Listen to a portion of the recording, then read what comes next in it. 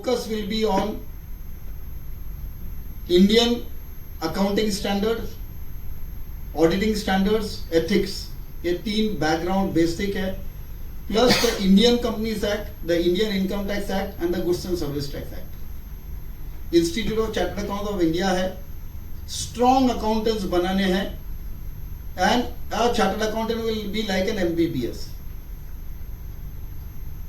उसके बाद डेंटिस्ट्री करना है तो अलग है, हार्ट सर्जन बनना है तो अलग है, न्यूरो करना है तो अलग है, स्किन स्पेशलिस्ट करना है तो अलग है. Similarly, we are adding 1 layer of self-study, where after becoming CA, if you want to specialize in fraud and forensic, you can take that subject in self-study and do it. If you want to become an internal audit and risk consultant, you can do that. If you want to do international tax, you can do that.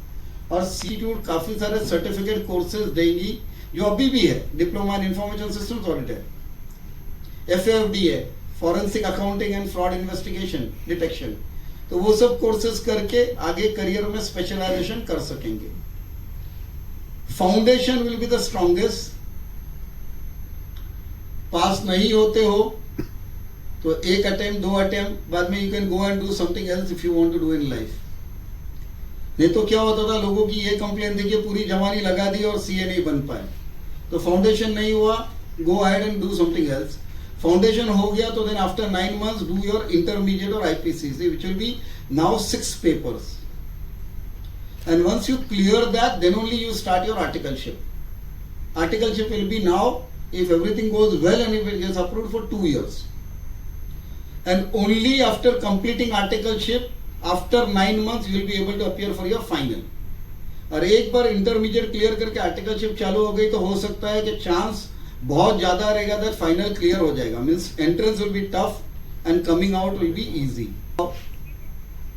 जो subjects है, हो सकता है law foundation में inter में भी पढ़ा रहे, फाइनल में भी पढ़ा रहे, इकोनॉमिक्स फाउंडेशन में भी पढ़ा रहे, इंटर में भी पढ़ा रहे. तो मल्टीपल लेवल पे नहीं पढ़ाएंगे, एक सब्जेक्ट को एक साथ पढ़ा के खत्म करेंगे.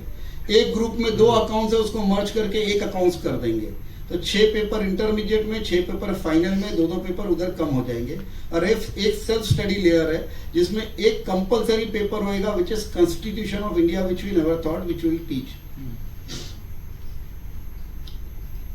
2 साल की आर्टिकलशिप में पहले हम लोग नंबर ऑफ डेज वर्किंग के बेसिस पे 1/6 लीव और वैसा था. एक एग्जाम नहीं क्लियर किया, वापस नेक्स्ट एग्जाम के लिए छुट्टी के लिए बच्चे आ जाते थे. प्रिंसिपल भी दुखी है कि बच्चा ऑफिस में टिकता ही नहीं है, हर 6 महीने में छुट्टी पे जाता है. बच्चा दुखी है कि प्रिंसिपल छुट्टी नहीं देता है. Then how to calculate 1/6, how to calculate 1/7, whether to pay stipend for that period or not. Our principal wants stipend back, but institute says you need to pay. So there are so many complications. Now in 2 years only 12 days का छुट्टी, 12-12-24, that's it. No छुट्टी, no classes, no पढ़ाई, practically जितना काम करना है उतना तभी करो.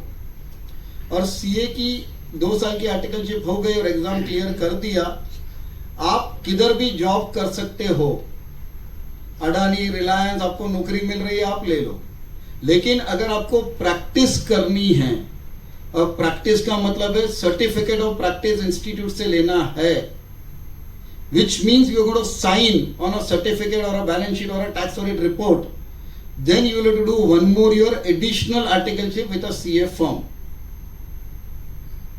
so that your quality will be much better. And before you put signature as a CEO on a piece of paper and sign something, you will be more equipped. That is the plan. So I think whatever I had, I have said. Anyone else wants to add something or otherwise any आपको कोई specific